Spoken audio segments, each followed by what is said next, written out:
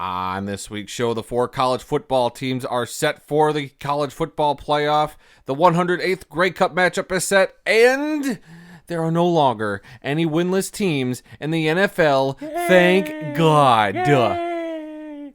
In this week's history lesson, we tell the story of the history of the Iron Bowl. That and much more on an early morning edition of This Week in the World of Football.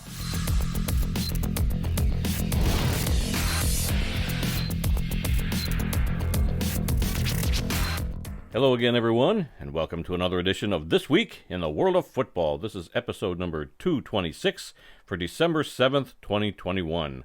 I'm your host, Randy Snow, and across the table from me, as always, is my son, Adam. I don't understand in the slightest how the Good Morning Football people or ESPN anchors get up this early in the morning to talk sports. I'm bushed.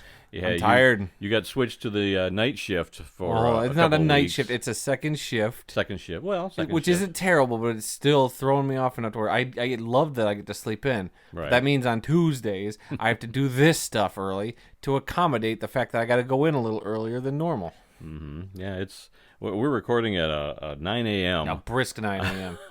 on a Tuesday morning in Michigan with snow on the ground. And snow in this room. I tried to go to the store last night. The road was a sheet of ice. I turned around and came back and said, "Coward. Maybe later." Welcome to Michigan, coward. That's years of driving experience working for you there. We come to you each week from the World of Football Man Cave, located right here in the center of the football world, Kalamazoo, Michigan. We're here to promote the game of football in all its many forms, past, present, and future. From the NFL to the CFL to the XFL, college, high school, indoor, and arena football, we inform and entertain our listeners with the glorious buffet that is the world of football. All this while keeping a close eye on the rich history of the game. Thanks for checking out our podcast. We'd love to get your feedback on one of our many platforms: Apple Podcasts, SoundCloud, Stitcher, TuneIn, Spotify, iHeartRadio, and now YouTube, where we post the entire audio portion of the show, as well as other selected videos. So, let's review what happened this past week, and we begin with the World of Football scoreboard. That's right. We're going to fly through some of these. You got an appointment to make this morning. See, yes, this whole morning football thing. I know, it's everything. It works for NFL Network. It doesn't necessarily work for this podcast. But we're going to start things off on Thursday Night Football. The Dallas Cowboys defeated the New Orleans Saints 27-17. New Orleans has now lost 5 straight games in a season for the first time with Sean Payton as their coach. So it's a very rough statistic there. Yep. The Miami Dolphins on Sunday defeated the New York Giants 20-9. Miami has now won 5 straight games after starting the season 1-7. Congratulations to them. The Indianapolis Colts defeated the Houston Texans 31-0. Indianapolis, it's their first shutout on the road since Week 14 of 1992. Wow. And also with this loss, the Houston Texans become the first team eliminated from playoff contention. Yeah, I didn't think that if I'd had money on who was going to be the first team eliminated, it was not going to be the Houston Texans. Right, yeah, no. I mean, they would have been close. Sure, you would have thought the Lions, the Jaguars, maybe the Jets, but the Texans would have been in that conversation. Right. But considering all the things that are going on right now, you would have thought, or at least by now, that a different team, which we'll talk about in a second, would have been eliminated first. But apparently there's still hope. So you're telling me there's a chance? We'll talk about them in a minute. The Philadelphia Eagles without Jalen Hurts. This was a late scratch that morning. Jalen Hurts was out with an ankle injury. And in comes Gardner Minshew himself, the mustached wonder boy. And he led the Eagles to a 33-18 victory over the New York Jets. Philadelphia is now 12-0 all-time versus the New York Jets. That is the most wins without a loss in any all-time series. I would not have guessed that. Yeah. So congratulations, Philly, and congratulations, Gardner Minshew, after getting traded this year, coming in, getting a great win, wearing his Maverick bomber jacket thing, high-fiving his dad after the game. That was a cool moment for him. I saw the bomber jacket. I wasn't sure. I thought it was a fake, but I guess he wore that to the game. Was it his father's? I don't know if it was his dad's, but okay. I know after the game, him and his dad had a cool handshake, high-five kind of thing going on. But that was fun. The Arizona Cardinals continue to be the best team in the NFL with the return of Kyler Murray and DeAndre Hopkins, 33-22 over the Chicago Bears in Chicago. Arizona is now 7-0 on the road this season. Each win of those was by 10 points or more. Wow. So, guess who comes to Detroit in a couple weeks? Yeah, that's right. Arizona. Yeah. Arizona does. Speaking of our beloved Detroit Lions, I guess it's time for us to just rip the Band-Aid off and talk about how we got a freaking win. Oh, man. Oh, boy. Woo! So many people that I know ask me, if I was at the game or if I wished I was at the game, and I keep telling them this. If I were at the game, I would have left in the fourth quarter when Detroit screwed up on that fourth down play. And I think half of the stadium got up and left at that point, too, saying, this is it. This is the start of the end. Yeah, if you missed the game, there was a play in the fourth quarter. Lions had it 4th and 1 on their own end of the field. It was like the 25-yard line. It was close to the 30, something crazy. But way too close for comfort. They probably should have punted it. They were going for it. I crossed my arms. I was like, well, if you get it, you're a genius. If you miss it, you're an idiot. And, boy, did they miss it by a mile. Oh, God, Jared Goff took a terrible sack fumble, and that was the moment that broke me. Yeah. From that point on, I was upset. Yeah. I was already upset that they blew a lead, or they were about to blow a lead. I knew it was going to happen. We could feel it happening. But that was the moment I said, and I will stick by this for now, Coach can change my mind down the road, but that was the moment I said, this is not our quarterback for Jared Goff, and this is not our coach. This is not the guy. Yeah. He's not the guy. And I'm going to stay with that. And I'm sorry. I like the guy off the field. Sure. But the coach I don't. I'm done. The play calling is awful. I'm done. But the Lions, despite that awful fourth down, and despite Minnesota scoring the touchdown. Yep, right after that. And then despite Detroit stopping their third 2-point conversion against the Vikings that game, somehow, with a minute and change left, Jared Goff marches down the field with no timeouts in a game that nobody gave the Lions a chance to win, and went down and threw the game-winning touchdown pass to Amon-Ra St. Brown for his first receiving touchdown of his NFL career, the rookie. Yeah. 11 yards to win the game as time expired. Yeah, that was a 4th and 2. And it was 4th and 2. Yeah, and they were at the 11-yard line, and this was the whole game and one play. And with that, the Lions, and for the first time this year, we can say, even throughout preseason, even throughout regular season, the Detroit Lions defeated the Minnesota Vikings 29-27. Pop the champagne bottles, all that, but it's like a huge weight has been lifted off all the fans because nobody wanted to see them go 15-1. We didn't think we'd be 16-1. A playoff team this year. Nobody Sure. thought that, and if you did, you're a crazy Lions fan, and you should get off the Kool-Aid now. But we at least thought they'll get 3 or 4 wins. I said I'd throw a parade if they won 6, and they could still technically win 6, so the parade's not off the table just yet. But I'm not getting my hopes up. But the other big thing from this, was the win nice, but it's what the Lions did after the game. I respect it. It's what they did before the game for all the families and the community of Oxford, which is about 40 miles north of Detroit. And if you haven't listened to the news, we didn't talk about it last week, obviously. It didn't affect the sports world yet, but that it is seeped into the sports world. Right. We have a couple stories or things we'll have to talk about that relate to it. Lions and Vikings players and coaches wore Oxford high school hats and shirts. Lions helmet stickers. A couple of the Lions, they all had the helmet stickers on the O on the back. Lions head coach Dan Campbell wore the hat all game, and I was wondering if he was going to get fined for wearing it all game. I knew they could wear it before the game, but during the game I wasn't sure how that was going to work. I don't know if he'll get fined, if we're going to see him get fined for it. I think the NFL would look pretty bad if they fined him. I'm sure they will. That's why I was curious they about happy it. About they had to it, have gotten some sort of permission. Anything they could do about it now. So we'll see. Well, the NFL could still they fine people for socks. Wow. So we'll see what happens there. But this would make a lot more headlines, bad press for the NFL if they were to do that now rather than finding somebody for their socks. If they find them for wearing a hat, to support a community that's suffered a tragedy, the NFL would look really bad. I know it would make them look bad. I'm just saying it wouldn't surprise me. That's what I thought when I saw Campbell wearing it, because like I said, they had to have gotten special permission to at least do it for that. Don't know about that. So we'll see. But yes, the Lions get their first win. So everybody can leave us alone. Yes, we got all the text messages and all the emails on Sunday as it happened. Yeah, an interesting thing about this game is I looked up the attendance for the game, and it said that the reported attendance was only 45,691, the fifth lowest attendance for a Lions game at Ford Field since they opened in 2002, I believe. I don't blame them. So that means about 20,000 people did not show up to the game. Whether they had tickets or not, they decided not to show up. And I don't blame them at all. Nah. This was looking to be just another loss. It turned out to be a great day for those who stayed. Right.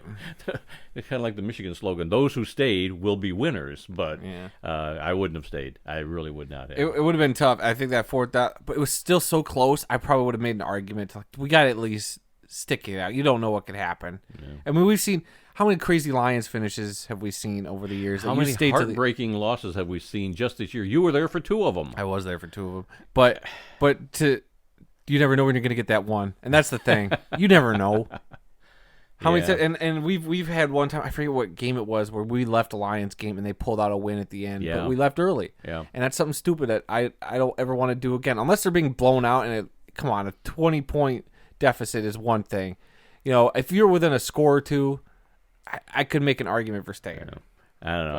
I just figured, had we been there, I would have left early, and we would have been somewhere on I-94 heading for home, being extremely upset. Listening to the game on the radio and hearing that, and probably me swerving through a couple of lanes, being so excited. So I'm glad we didn't. I was just so mad I couldn't even enjoy the win. To be honest with you, I sat there. I was in shock when they won, and I was still upset at that fourth down call. It was still. I couldn't enjoy it. Yeah, I couldn't even enjoy a Lions win, which stinks. Like I'm happy they got it now, but like at the time I couldn't enjoy it. Sure. Moving on, the Los Angeles Chargers went into Cincinnati and beat the Bengals 41-22. Who are these teams? One week the Bengals are world stoppers, and the Chargers are trash, and the next week the Bengals are trash and the Chargers are world stoppers. You never know which of these two teams is going to show up. So it was the Chargers that showed up this week. That Los Angeles Chargers defense has the most sacks with 6 in a game since Week 16 of 2016. So congratulations to the Chargers on the win. And the Bengals, what the hell happened? Moving on, the Tampa Bay Buccaneers defeated the Atlanta Falcons 30-17. Mr. Tom Brady is now 10-0 in his career against the Atlanta Falcons, including the playoffs. And including a little Super Bowl that went to overtime. Yeah. The Los Angeles Rams got back on the winning track, defeating the Jacksonville Jaguars 37-7.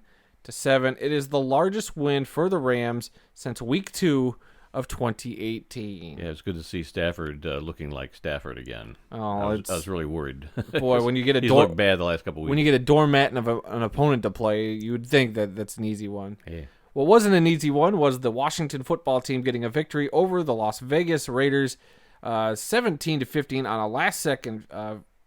Actually, not a last second. It was a go-ahead 48-yard field goal with 30 seconds left. So congratulations, Washington. And I believe they've won 4 straight to go 6-6 and get back in the playoff talk. Yeah, we're rooting for Washington. Yeah, and I sent a picture to my coworker who's a Washington fan. It was a picture of a couple of school kids passing a note. One of them had the Washington football team logo on his head. The other one had a Dallas Cowboys. And you see the Washington passing the note to the Dallas Cowboy kid, and the Dallas Cowboy kid opening the note, and it says, "You're next, B." And I just had a good laugh about that, and he had a good laugh about that. So, yeah, watch out, Dallas. That'll make for an interesting matchup. Ron Rivera's got this Washington team humming. Yep. All right, and probably I don't want to call it the game of the day, but another heck of a finish in this one. The Baltimore Ravens fell to the Pittsburgh Steelers 20-19. Baltimore had a chance there right at the end of the game. They scored a touchdown to go down by 1 point, and they went for 2 instead of kicking the field goal to take it to overtime, which was a ballsy decision. We've seen this happening more and more over the years. Yeah. I get it. You're on the road. You're in a hostile environment against a division rival. The win will probably make you the number 1 seed in the AFC. Yep. And the play call was great. I think it was a great play call. Yep. The guy was wide open. Trevor Lawrence. Lamar Jackson. God, all these great young quarterbacks. It's early in the morning. I forgive you. Lamar Jackson threw a fluttery pass over to Mark Andrews, his tight end. It should have been a catch. But I can't. I don't know. Do you blame the quarterback? Do you blame the receiver for just bad placement? But regardless, Mark Andrews not able to come up with the ball, and effectively giving the Steelers the win right then and there. So congratulations, Pittsburgh. They jumped back into the playoff conversation with the win. So yeah, I don't see Pittsburgh going too far this year, but maybe not. But then there were the rumors this week of Ben Roethlisberger saying this will be his last year in Pittsburgh. Yeah. So he refused to talk about that. So we'll see if that actually happens at the end of the year or not. The Seattle Seahawks defeated the San Francisco 49ers 30-23. Russell Wilson has a 17-4 career record against the 49ers, including the playoffs, which is the most wins versus any opponent. So congratulations to Seattle for breaking that 4-game losing streak they were on. Yeah, they were looking pretty bad for a month. Right. And then on Sunday Night Football, we had a doozy of a game between the Kansas City Chiefs and the Denver Broncos, which saw the Chiefs kind of come back and look like the Chiefs we know, but at the same time, still not look like the Chiefs we know. They got the 22-9 win. Kansas City has now won 12 straight games against Denver. But, I don't think Patrick Mahomes threw a touchdown at all. He had the one rushing touchdown. I watched a little of this game. I don't know. They had an interception return for a touchdown, which was pretty fun. But, yeah, I don't think Patrick Mahomes threw a touchdown pass in this game for the first time probably since that Detroit Lions game back in 2019, 2018, whenever they played them. Yeah, I forget what year, but yeah. So, yeah. So that's it for Kansas City, taking control of that. And that AFC West is nuts, how close all those teams are out there. But speaking of nuts, we had a crazy windy game last night on Monday Night Football, which saw the New England Patriots defeat the Buffalo Bills in a barn burner 14-10, giving New England a 9-4 record, control of the AFC again. And as I talked to some New England coworkers last night, I was like, you guys had a 1-year rebuild. A 1-year rebuild, and now you guys are already back on top of the AFC. This is nuts, and I hate it. But, yeah, so New England, the big story coming out of this game, not only the win, but the fact that New England threw 3 passes. That's right, 1, 2, 3. I just counted the number of passes they threw during that game. They completed 2 of them. Mac Jones, 2 of 3 for 19 yards. Yep. New England, it's the fewest pass attempts in a win by any team since week 3 of 1974. You got to go way back to when Randy was in high school with acne on his face and beating away girls with sticks. 74, I think weren't the goalposts in the front of the end zone? I have no clue. In 74? You're old enough to remember that. And yeah, and all the wheels on your Cadillacs were made out of wood. I don't know. So yeah, and then on bye this week, the Titans, Panthers, Browns, and Packers. So that's it for our NFL scoreboard this week.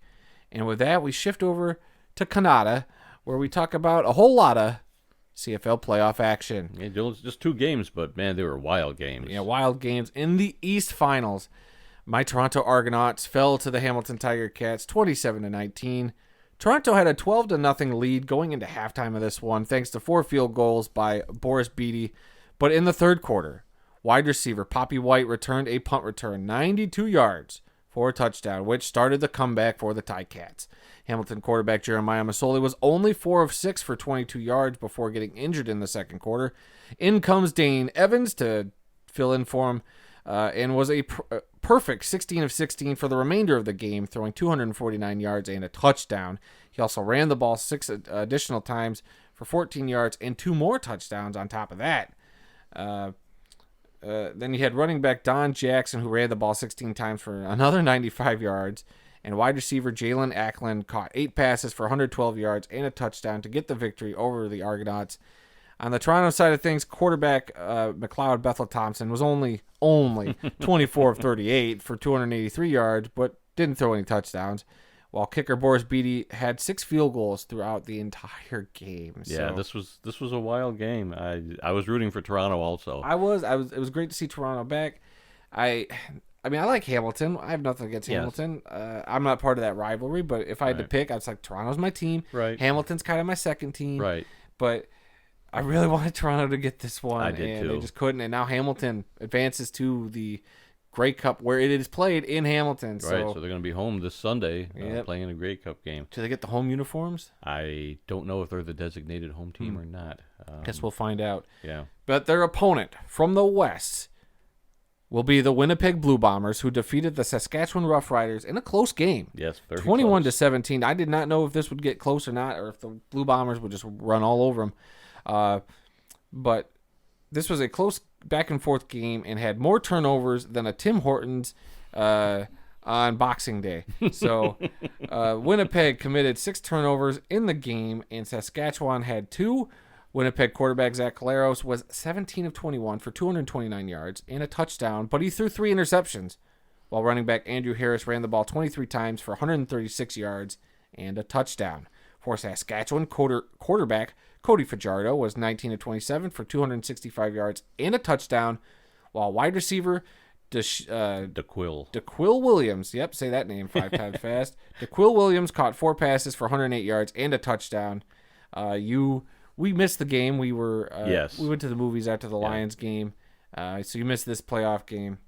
But you love them highlights. Oh, these highlights. I mean, 6 turnovers. There were some great catches. There was so many fumbles and recoveries and interceptions and back and forth. Yeah, these were really, really great highlights from this game. And we didn't even talk about this. Well, when the Lions game was going on, we had the Toronto game on recall on the TV. Had and I hated it. Side. I hated it because you're like, go check on the CFL game. We'd go back, commercial. Then you're like, well, make it split screen. We made it split screen for a while, but it was irritating me because the Lions were starting to screw up, and I hated looking at your TV when the screens are smaller. So I was getting real frustrated with that. So after that game, then they had the Saskatchewan-Winnipeg game on, and I was looking forward to watching that, and then you reminded me that you had movie tickets for I got us movie tickets. You, me, and a couple other people to go see you, me, Mom, and our cousin. Yep, and to go see the Ghostbusters movie. And so I couldn't watch this game, and I recorded it, but I haven't watched it. I watched the highlights, and that was good enough. But man, yeah, that was a heck of a game there. Winnipeg has been the powerhouse all season long, and Saskatchewan took them right to the end. And well, that's what happens when Winnipeg sat a lot of their starters for a few weeks. So maybe those starters knocking off some rust, and Saskatchewan, it's kind of been that team that has been trying to get over that hump with Winnipeg all season long, and they just couldn't do it. And I think I read or heard that this was the latest game ever played in Winnipeg, because normally their season is done by the end of November. Mm-hmm. Right after Thanksgiving is normally the Grey Cup, and things got started late this year. Everything's pushed back. The Grey Cup's not till this Sunday, December 12th. So this was the latest game, CFL game ever played in Winnipeg. And as we mentioned, this sets up a matchup on Sunday, the 12th of December, for the 108th Grey Cup, which will see Hamilton take on Winnipeg at Tim Hortons Field in Hamilton, Ontario, which is also a rematch of the 2019 game, which was won by Winnipeg, the last Grey Cup, right? Because there's no 2020 Grey Cup. Right, there was no Grey Cup last year. So, they have 2 Grey Cups in a row, these 2 teams have met. So we'll see if the results are going to be different. Maybe Hamilton being at home might with Hamilton, give them a little edge. Now that Hamilton's won, I can at least say I'm going to root for Hamilton for this. Yes. Winnipeg, hey, congratulations to them. They won the last Grey Cup, but I like seeing a different Grey Cup champion. So giving Hamilton my support. As far as what teams we really like up in Canada, Toronto's kind of always been my favorite. And Hamilton is like a close second, and right behind Hamilton for me is Calgary. Is the Calgary Stampede? Yeah, yes. all thanks to Doug Flutie. Yep. Calgary is who I started following when Flutie was up there, and then he went to Toronto, of course. So I really like them. But yeah, that's my top three teams in the CFL. All right. Well, from Randy's top 3 teams in the CFL up to eventually we'll talk about the top 4 teams in college football, but. We throw it over to Randy for the World of Football scoreboard. This was a heck of a weekend. College scoreboard. Between NFL games, Detroit getting their first win, a couple of Grey Cup playoff games, setting up the Grey Cup, and Championship Saturday and Friday night for all the different conferences in college football. It started out on Friday night with the Conference USA Championship game.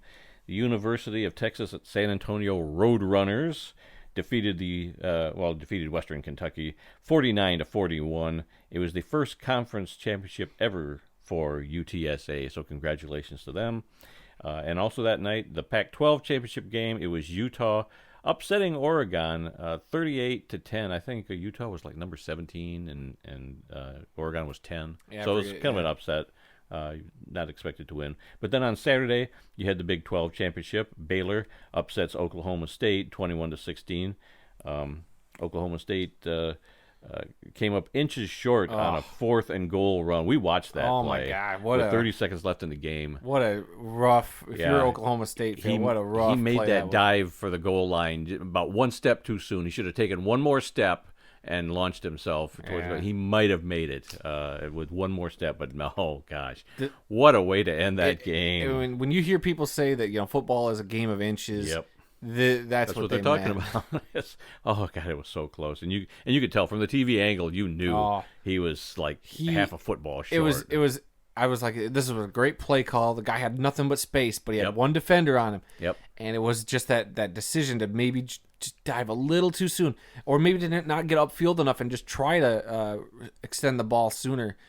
Even with a defender who could have tackled him right there, I would have taken the chance. I would have been like, because they always say the shortest distance between 2 points is a straight line, and this dude took a big old roundabout to get to where he needed to go, and I would have just tried to, at a point, just go straight to the end zone. Don't keep going for that corner. Right. Just try to get to the end zone. Yeah, you might get tackled by a guy, but if you bowl a guy over, try to bowl a guy over. Boy, oh boy, that was tough. Yep. Sorry but congrats, Baylor. Yep. Congratulations to Baylor. And then there was the MAC championship game at Ford Field in Detroit. Northern Illinois over Kent State, 41-23. In the Mountain West Conference, it was Utah upsetting San Diego State. Utah State. What did I say? You said Utah. We were talking about Utah. Okay, Utah State upset San Diego State 46-13. In the Sun Belt Conference game, Louisiana over Appalachian State 24-16. In the AAC championship game, it was number 4 Cincinnati over Houston 35-20. Cincy improves to 13-0, the only FBS undefeated team in the country this year. Congratulations to them. In the SEC championship game, number 3 Alabama upset number 1 Georgia 41-24. They had a graphic somebody posted where they showed all the times that it was Alabama and Georgia, all the times that they've met in the last 10 years or more, and Alabama's beaten Georgia every time. Yeah, every time. I know Kirby Smart, the coach for Georgia, has not yet defeated Alabama. So yeah, well, congratulations, Alabama. Let's see. In the SWAC championship game for the HBCU championship down there, Jackson State, coached by Deion Sanders, defeated Prairie View A&M by the score of 27-10. You know, that game was on again this morning. I was flipping through channels this morning around 6 a.m. when I got up, and a lot of the college conference title games were being reshot. Yeah, they had the MAC championship game on again yesterday morning. Yeah, so I mean, you couldn't watch them all, right? And we watched maybe 3 altogether. We watched a lot. I thought we watched 4 or or 5. Caught pieces of others, but yeah. So that game was on, so I got to see a little bit of that game, which I'd seen nothing about that. In fact, I was even looking for a score, and I couldn't find it on the NCAA website till the next day. So that was a little disheartening. Let's see. Keeping on with the conference championship games in the ACC, it was Pittsburgh over Wake Forest, 45-21. And the big game of the weekend, the last one, the Big Ten championship game, it was number 2 Michigan beating up on Iowa 42-3. Michigan wore patches on their jerseys to honor the students killed during the recent Oxford high school mass shooting in Michigan.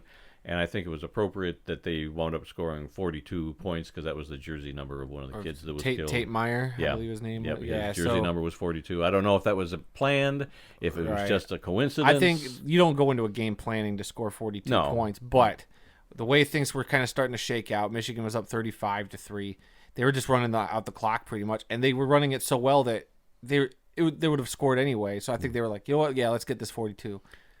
I don't know if they were even thinking that. Maybe not. But if that's how it just worked out, cool. Yep. If it was one of those things when you're up 35-3 and you're still running the ball and you're just trying to run out the clock and you go, wouldn't it be cool if we hit the 42 mark? Well, maybe in that moment. I don't know if they'll ever admit that or not. Maybe they just wanted those style points to think maybe they might get the number 1 spot. I was thinking that first initially because Alabama won 41-23. No, that was the Northern Illinois. What did Alabama? Alabama won 41-24. So I was thinking, I was like, well, I guess if they scored more points than Alabama and had a bigger margin of victory, like maybe the committee would consider those style points. But I didn't think about the 42 for Tate Meyer till people started pointing that out. So kind of a cool coincidence. And then for Michigan, I guess I gotta again own up to it. I can no longer use my joke that you and I have more Big Ten titles than Jim Harbaugh, because guess what? He's got one more Big Ten title than we do. And then we'll talk about their playoff destiny here in just a second. So. Yeah. So that was the rundown of all the different college championship games. I think it's really cool that they get them all done in one weekend. A couple on Friday night, a whole bunch of them on Saturday. The only thing that stinks is you sometimes you have a couple of games. You're like, I want to watch both these games, but they're on at the same time. Yeah, that's the only thing. They couldn't string them out from morning to night. Just back to back to back. Right. Champions. Right. Because they spread out the big ones. Obviously, you're not going to see the SEC and Big Ten play at the same time, and you're not going to see the Big 12 play at the same time as them. But the AAC played, I think, is the same time as Georgia, Alabama. Those games were going on because the 3 of the top 4 teams were playing at the same time. Yeah.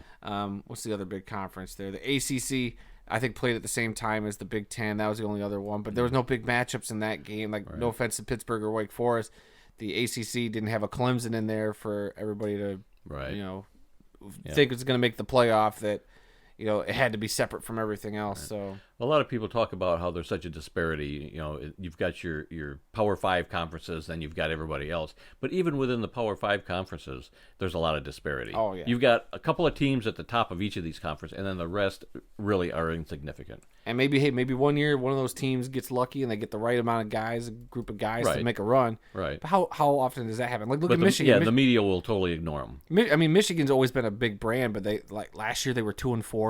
Mm-hmm. And here they are unranked, and they went into the college football playoffs unranked. Yeah. So, and speaking of college football playoffs, let's finally get to this. They announced the committee on Sunday. Announced finally the top 4, the whole top 25. But we finally got our playoff matchups. And first off, do you agree or disagree with how they set this up? I think it's about right. It's the same 4 teams that we've had the last couple weeks. So the order's changed a little bit, but it's been basically the same 4 teams. But yeah, this is about right, I think. All right. You want to run down the 2 bowl games? Normally college is your thing, but I guess I'll step in so you can take a breather before you get to some of these lower level scores. Sure. On December 31st in the Cotton Bowl, we're going to have number 1 ranked Alabama at 12-1 take on the number 4 ranked Cincinnati Bearcats, who are 13-0. And then in the second game on December 31st as well, New Year's Eve, in the Orange Bowl, you're going to get number 2 Michigan at 12-1 playing number 3 Georgia at 12-1. The only thing that upsets me is that I think Alabama and Georgia should have been a rematch so that we don't get them any chance of them playing again in the national championship. That game was so one-sided. Alabama looked like the better team. I don't want to see them in Georgia rematch. So Michigan better win and Cincinnati better win. That's all I'm saying. Oh, so you're looking for a Michigan-Cincinnati national championship? I kind of am. Or Michigan-Alabama. I don't care. As long as it's not Alabama-Georgia. I don't care. If you have to have a rematch, have it in the first round. I don't want the championship to be a rematch. I don't care. I don't want a game in between them. Just get it done and over with. If they're definitely 2 of the top 4 teams, which I think they are, they should have rematched. It should be number 1 Alabama against number 4 Georgia. Georgia should have fallen all the way back to number 4. Cincy and Michigan should have duked it out in that other game. Yeah, that would have. I'm really surprised that Georgia stayed in. I'm thinking. I'm not. They were undefeated. I'm thinking that maybe they would have found some way to get Notre Dame up there because that would have drawn more people. That's one of those teams. They're an independent team, so they're not. We'll talk about Notre Dame, I think, in a little bit. I don't know if you got it in your rundown or not. Yeah. Yes, you do. So we'll talk about why maybe they wouldn't have added Notre Dame. Okay. But yeah, so that's your college football playoff all set up, and then on Monday, January 10th, will be the national championship game in Indianapolis, where the Big Ten title was held. Is this going to be destiny for Michigan? Is it that type of magical season where they won their Big Ten championship? Could they go back there to win a national championship? It's going to be a tough road. Georgia's no slouch. Right. Alabama's been a juggernaut other than that one loss, and Cincinnati and Michigan have been a couple of big surprise teams. Cincinnati's been good for a couple of years, but to finally break that ceiling, be the first out of the group of 5 school to get to the playoff is a big deal. So, hey, like Terrell Owens said, grab your popcorn. Yep, it's going to be good. All right, in the military academies, there were no other games other than the conference title games this week. But next Saturday, is the 122nd Army Navy game at MetLife Stadium in New Jersey. That's the only college game scheduled. I mean, as far as major college football Right. goes.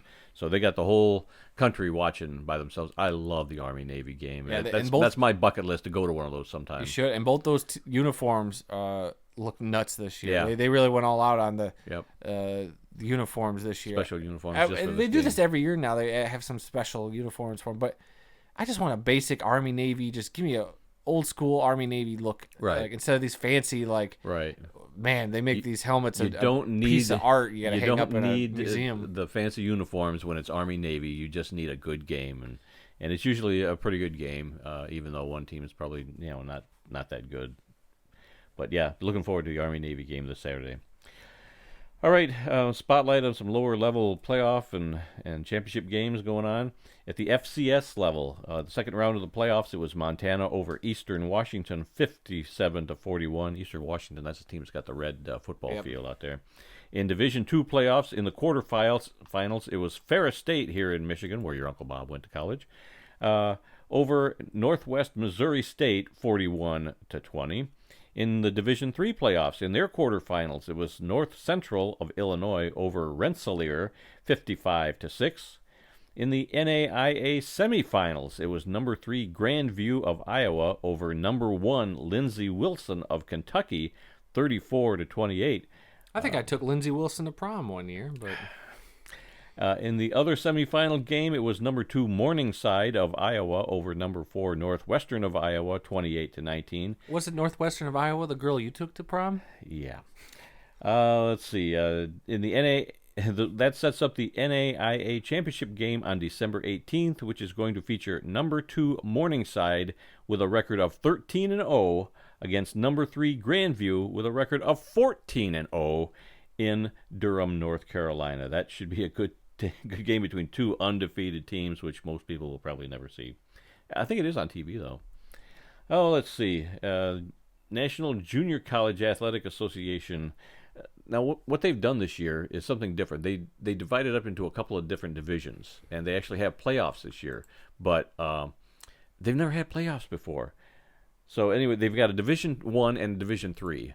There's no Division 2. I don't understand that. That just boggles my mind. Anyway, They're taking notes from Whose Line Is It Anyway, where the divisions don't matter and all that something jazz. like that. All right, in the Division 3 championship game, it was DuPage over Nassau, 34-29. Bless you. And then the Division 1 semifinals featured Iowa Western beating our beloved Snow Badgers from Snow College 30-29 in overtime. I believe somebody missed an extra point in the overtime section there. Too bad for Snow College.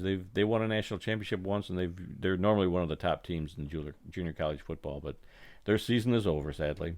But in the other Division I semifinal game, it was New Mexico Military Academy over Northwest Mississippi, 49-30. And so that sets up the Division I National Junior College Athletic Association Championship on December 17th between Iowa Western and New Mexico Military in Little Rock, Arkansas. Going up to Canada, the 56th Vanier Cup was played, and it was the Western Mustangs over the Saskatchewan Huskies, 27-21. This game was played in Quebec, and it was the 8th title all-time for the Mustangs. Congratulations, Western Mustangs out of London, Ontario. And finally, in Canadian Junior Football League action, in their championship game, it was the Langley Rams shutting out the London Beefeaters 37-0 in London, Ontario. It was the first ever CFJL championship for the Langley Rams. Congratulations to Langley. And that is it for the World of Football scoreboard for this week. Oh, my God. We've almost gone 40 minutes.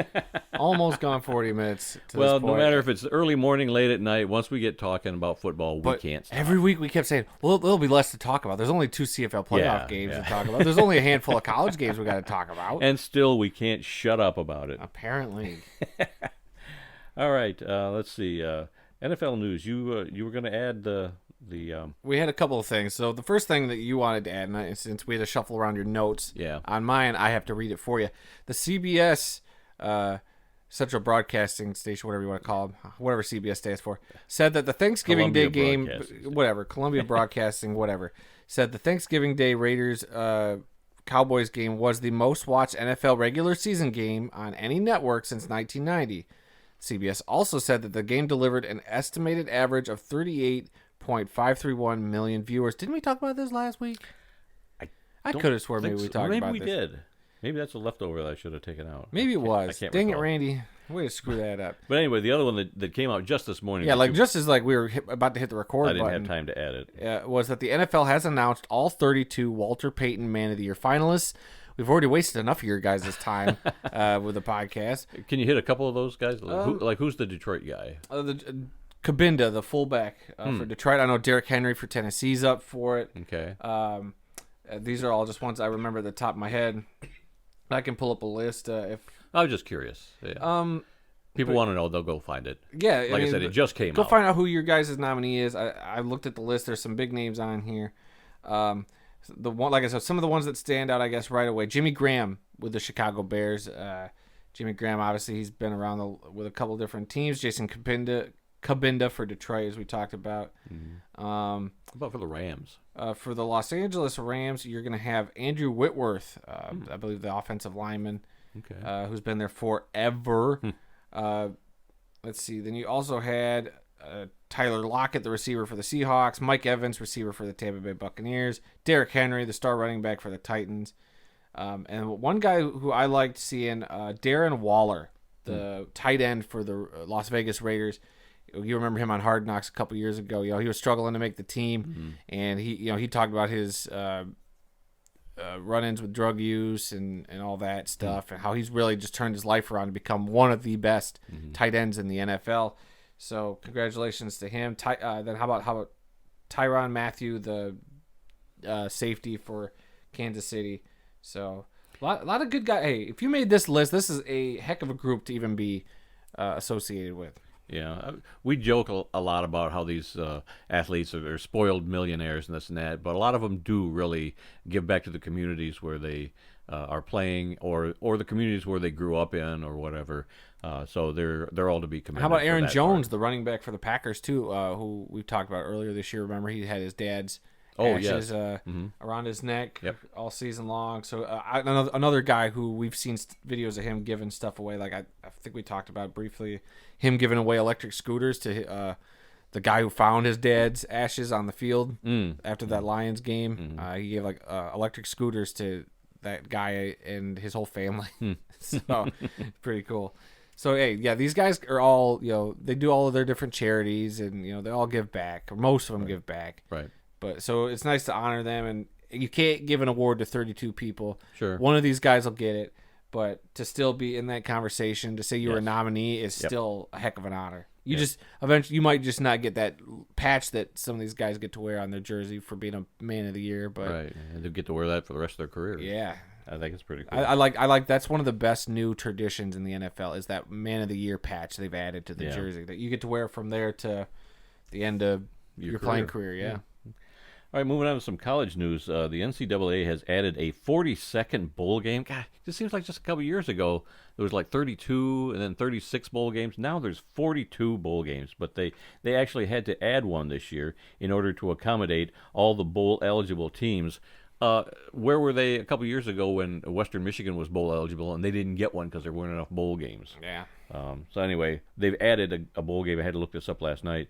The Frisco Football Classic in Frisco, Texas. Such a classic that it got added at the last minute. And it's going to be played on December 23rd between Miami of Ohio and North Texas. Both teams are 6-6, and the game's going to be on ESPN. The Redbox Bowl was supposed to be played this year, but it got canceled in September, and that was going to be, like I said, it was in San Francisco. But the Frisco Football Classic should not be confused with the Frisco Bowl, which is slated to be played 2 days earlier, featuring the University of Texas San Antonio Roadrunners and San Diego State. So I thought that sounded familiar, and I'm looking at the list, and you see on the 22nd, you see the Frisco Bowl, which they've been playing for a few years, and then 2 days later, you got the Frisco Football Classic. So see, they're probably going to be in the same stadium. I know. I get that the 6 wins get you a bowl game, or should. Right. I think I've advocated this for a couple years now. I am an advocate for 7. They need to change this to 7. Yep. Get rid of some bowl games. Yep. 500 should not get a bowl. Yep. As much as like even if Western was 6-6, I'd still say the same thing. Sure. But yeah, you got to have a winning record to get a bowl game, I think. But hey, Western's at least got a bowl game. They're going to play here in Detroit, in Michigan. So and they did get 7 wins this year. Yeah, they did get 7. They should have had 8 or 9 wins. Yeah. Personally. And we won't run down the whole list of all the bowl games. That's something maybe for another day. Right. Well, we'll be covering them. We'll be giving scores as they're played. Yeah, but we gotta get to the end of this because you have no idea how packed our schedule is between me shifting shifts. Yeah, this screwed up everything. You've got a vacation to go to, so we don't even know if we're gonna be able to get our picks thing recorded in time. Oh, sure, we can do that. Oh well, we'll see about that. All right, another story here in college. Brian Kelly's LSU contract is for 10 years and $95 million. Wait. Time out. What do you mean Brian Kelly's LSU contract? What are you talking about? The head coach of LSU now. When does this happen? About 10 minutes ago, he jumped from Notre Dame to LSU. Yeah, but this is what we didn't talk about last week, and now all of a sudden you're talking about it like, oh, this is something everybody knew about. What if they didn't? What if they're just tuning in once every Tuesday? They don't know anything else about the football world. Yeah, Brian Kelly. They need to tune in more. Brian Kelly left. Did we talk about this? Was this something that happened last week? Yeah, because I said, why would they? Why would he leave a great institution like Notre Dame? Oh, maybe we did talk about this. See, this is what happens when you got a week and you're doing an early morning show. Yeah, I can't believe it. Brian Kelly leaving, and then who else left? Lincoln Riley leaving. Yeah, and we talked about that. Oh my too. God, I hate college football. But what we didn't coaching. talk about was, I think when Kelly was introduced at a basketball game, he had like a Southern accent. Oh my already. God, that was all over the place. He all of a sudden, I had a Southern accent that wasn't there a day before. A family. God, I can't stand this guy now. But yeah, well, what? And I said last week, what is the deal with these 10-year contracts? Everybody's getting a 10-year contract true. We did now. talk about that. Nobody's ever going to be there for 10 years. And if some might, but I mean, it's just these coaches. He literally just left a university where he had 3 years left on his contract. What makes you think he's going to come down to you? It could fulfill a 10-year without maybe like at some point going, I think I'm going to jump over to USC or I'm going to jump over to Ohio State now. Yeah. Like you tell me if Ohio State opens up, he ain't going to jump from LSU to that. A 10-year contract might work for like an FCS team or a Division II or Division III team because they may have a guy that they really like and they want to keep him there, for 10 years. But it's not going to be $95 million. He might be making. And none of these contracts are ironclad enough to protect the school. Like you can't just up and leave us. Like, right? No, none of them are so ironclad that the coach can't just be like, yeah, I'm done. 7 years in, 6 years in. Yeah, the coaches are running the asylum now.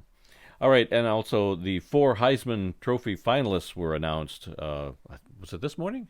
Last night. I didn't see it last night. I saw it this morning. But here's your 4 finalists. Alabama quarterback Bryce Young. Michigan defensive end Aiden Hutchinson. Pittsburgh quarterback Kenny Pickett. And Ohio State quarterback C.J. Stroud. 3 quarterbacks and a defensive end. And a big notable name that I saw all over the place. People are wondering how the heck did Michigan State's running back Walker III get left off of this list? The dude was the leading rusher in college football. Yeah, didn't he have 5 touchdowns, 6 touchdowns a couple weeks ago? He had like 5 touchdowns against Michigan. Against this guy that's also in the Heisman, he had 5 touchdowns against that guy. It's also so. I hate this. Awards are stupid. Yeah, the Heisman Trophy really has become a popularity contest. It's always going to be a quarterback or a running back. I feel sorry for Aiden Hutchinson. I don't think he stands a chance of getting the Heisman Trophy. You'd be surprised. He's actually been really good. He's right now the talked about number 1 overall. I know, but I just don't think the committee is going to vote him the Heisman. And I wonder if they went with all these quarterbacks too, because everybody's been saying there's not a lot of quarterback depth for the draft this year. I don't know about that. I don't think the Heisman Trust really looks at I'm sure which of these guys is going to make the best NFL player. No, maybe not. Strictly based on what they did in college. You say that, but if that was also the case, they would have put in the nation's top running back, which is something they tend to do every year, and they couldn't do that this time around. Yeah, I'm surprised that a running back wasn't in here because it's either a quarterback or running back every year. Or we had a wide receiver win last year. I'm not going to say Aiden Hutchinson can't win it, but when you stack 1 versus 3 quarterbacks, it makes it a lot harder. Yep. Hey, we'll still take him in Detroit. We'll make him the number 1 pick for Detroit next year. Let's not get too great. I got to see some more. What gets me is like after 2 good games, they start talking about this guy as a number one overall pick. Like, I didn't know about Hutchinson at all till these last couple of games. They've all got what do you call it? Publicity agents. Getting their name out there, getting on talk shows and whatever it takes to get their name out there so that people know, and sending their stats and making sure every week somebody's hearing their name in regards to Heisman Trophy. So, Okay. I don't know. Moving on, Arena Football TV on YouTube. The game that they posted this week was a 1999 game between the Iowa Barnstormers and the New Jersey Red Dogs. And if you're thinking Kurt Warner with the Iowa Barnstormers, no, he was gone for a couple of years. I think 99 was the year that he was with the Rams winning a Super Bowl. Well, yeah, he was about to go to I think it was training camp with the Rams, or he's with the Rams at that point. Yep.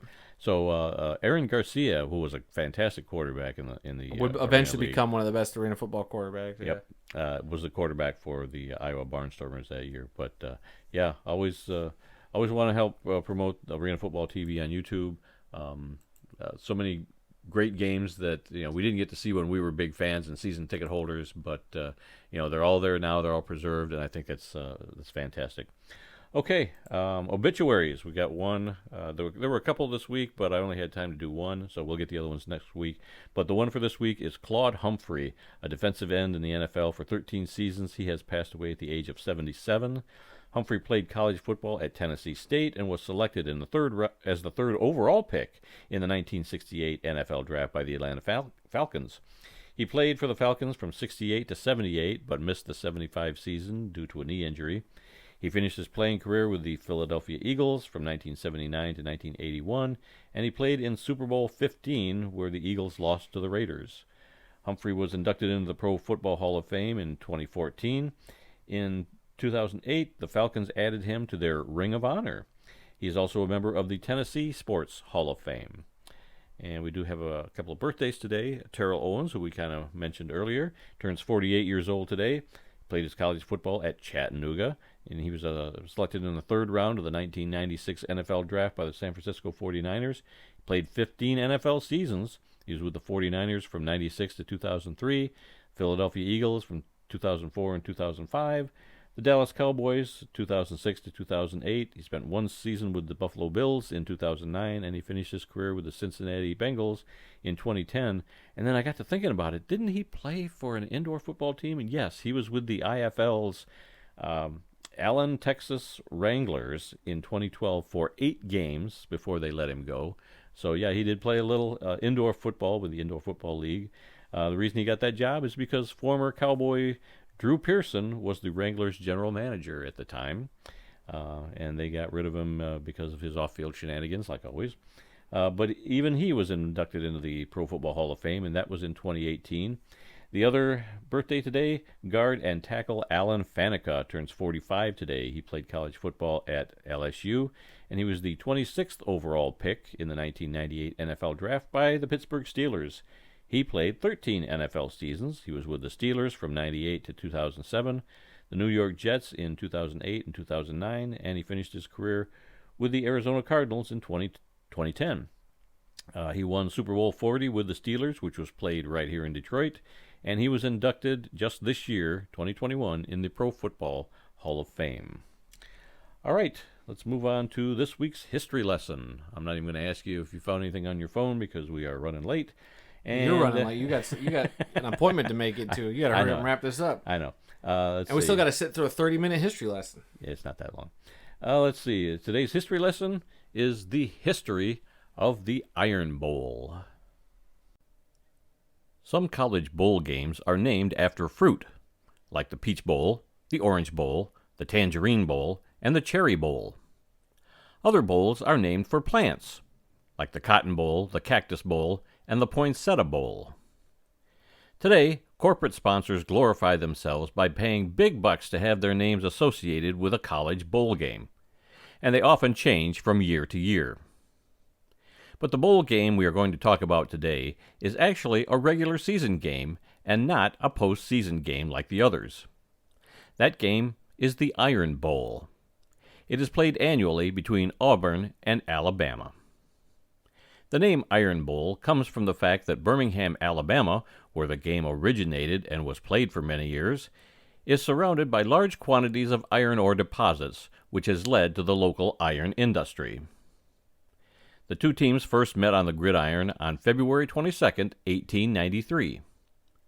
Both schools had fielded football teams for the very first time just the year before. The game took place at Birmingham's Lakeview Baseball Park, and Auburn won 32-22. In 1907, the teams played to a 6-6 tie. Auburn had won 7 of the first 11 games played. There were rumors of dirty play during the 1907 game, but the series was still scheduled to continue the next year. However, the teams could not agree on just how much each team should pay for meals, lodging, and expenses, or the number of players they could bring to Birmingham, so the 1908 game was canceled. In 1909, the schools had worked out the money and player issues, but they could not agree on a date for the game, so the 1909 game was also canceled.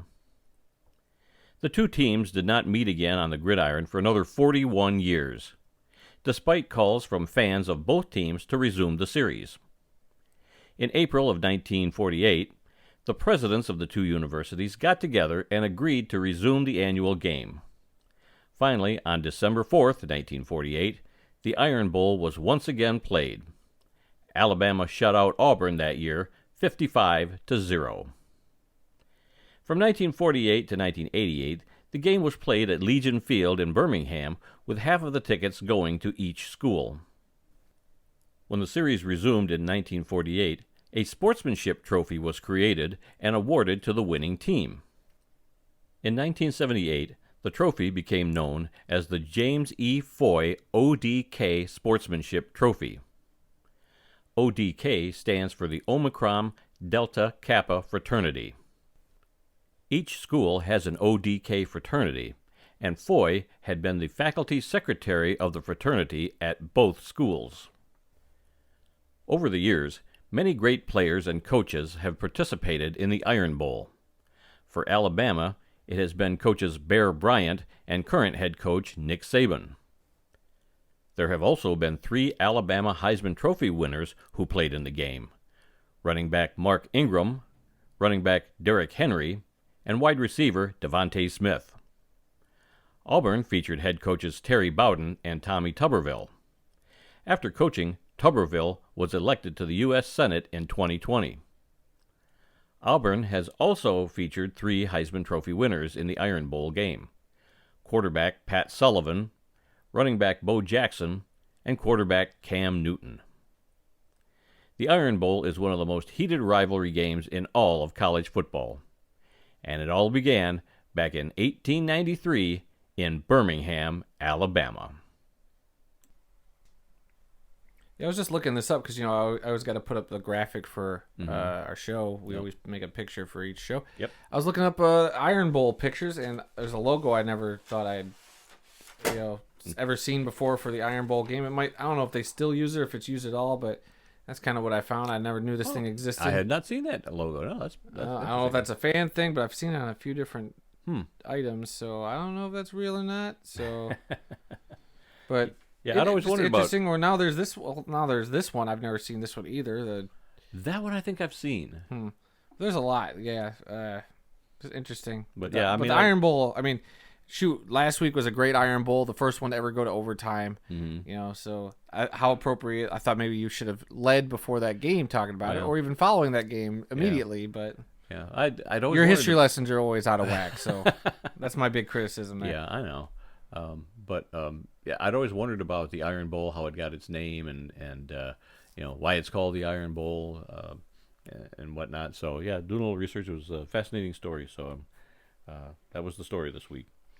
All right, upcoming events calendar. Saturday, December 11th, this coming Saturday, the 122nd Army-Navy game. On Sunday the 12th, the 108th CFL Grey Cup game, Hamilton versus Winnipeg in Hamilton. Friday, December 17th, we're going to see an early access screening of American Underdog. So we're going to talk about that. I am looking forward to that. I am too. They had a preview for it in the theater when we were there just the other night. So Didn't look all the arena stuff look great on the big Yes. screen? I told you it looked great on the big screen. And I'll probably get up and leave after the arena football stuff is over with. not only are we seeing that on that 17th, we're going to see Spider-Man that day. You and I were doing a double thing that day. We're going to the movies twice in one day. I'm so excited. Can we just sit through American Underdog No, twice? we're just going to go see Spider-Man at noon, and then we're going to go see American Underdog that night. Oh, what a day it's going to be hanging out with my podcast co-hosts. Friday, December 17th also is the Amos Alonso Stag Bowl, which is the Division III National Championship game. And also on the 17th, the National Junior College Athletic Division I National Championship game between Iowa Western and New Mexico Military.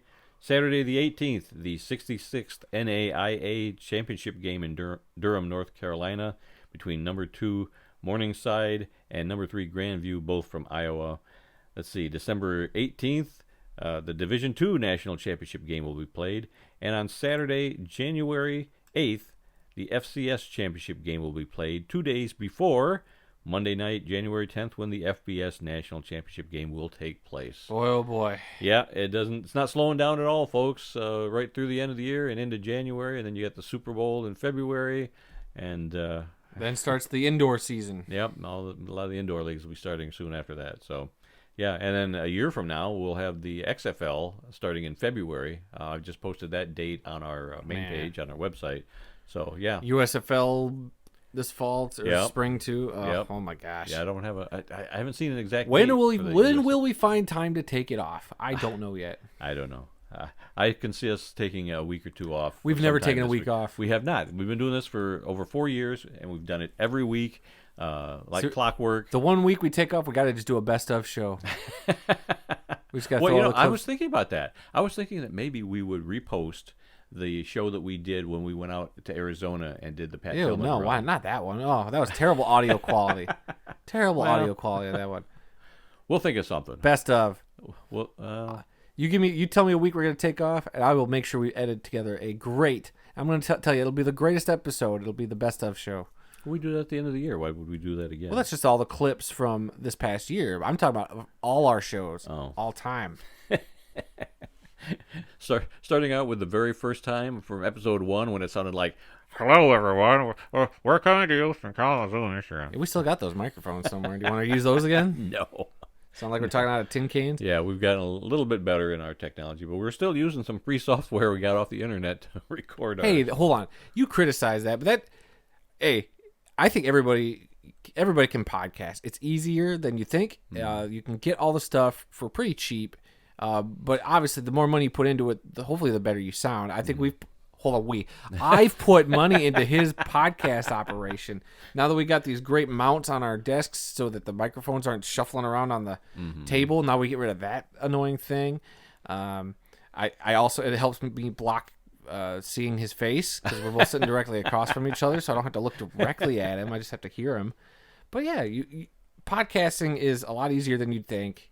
But like I said, you get out of it what you put into it, right. In terms of your quality, which on this show is suspect. But in terms of the equipment, I feel like I like these microphones. I'm definitely thinking about upgrading these two. We've had these for a couple years, and they still sound pretty good. Mm-hmm. So, yeah. And we're still using Audacity for our Oh, yeah. I'm audio. just going to throw that secret out the window. Free program you can It's get great. off the internet. I love it's Audacity. It's actually really, really good. I love Audacity. It took me a little while, and they got a new version that's coming out that's supposed to be even easier to use. I hate change, so I don't know if I'm going to go to that or not. But yeah, because we don't use a soundboard or anything. I haven't learned that far. yeah, I bought a soundboard, and I couldn't even get it to couldn't work. figure it out. As tech savvy as I am, I was like, I don't want to learn a soundboard. Like, this is the easy thing. Like we can plug and literally record in seconds. So. Right. The most we had to do was download another free software to record two microphones at the same time. So. Right. Okay, that's it for podcast talk Yeah. this week. All right, that's all the time Join we've us got again for next this week. for podcast talk. If you learned something during this podcast about the incredible amount of diversity that exists in the world of football, then we have done our job. Visit our website at theworldoffootball.com for news, links, upcoming events, videos, and more. Our email address is info@theworldoffootball.com. And no, ladies and gentlemen, I did not use the ×2 playback speed on Randy's voice right there like you see at the end of a Viagra I'm commercial. surprised I got through all that. I was too. I thought you were about to pass out. But yeah, so like the World of Football on Facebook, TWOF Kalamazoo, where we post a lot of unique stories, pictures, highlights, and all that good stuff from all over the world of football. You can also follow our Twitter account, which is at TWOF Kalamazoo. Randy does a decent job at posting a lot of stories that sometimes don't make it to air here, but still interesting stuff that, would slip through the cracks on most other shows. But we at least like to acknowledge it and get it out there. So if you want a good read or just a good little watch of a video, that's where you're going to want to go. New episodes of this very podcast, if you still, for whatever reason, decide to listen to us, is posted every Tuesday and are available on SoundCloud, Apple Podcasts, Stitcher, TuneIn, Spotify, iHeartRadio, and YouTube.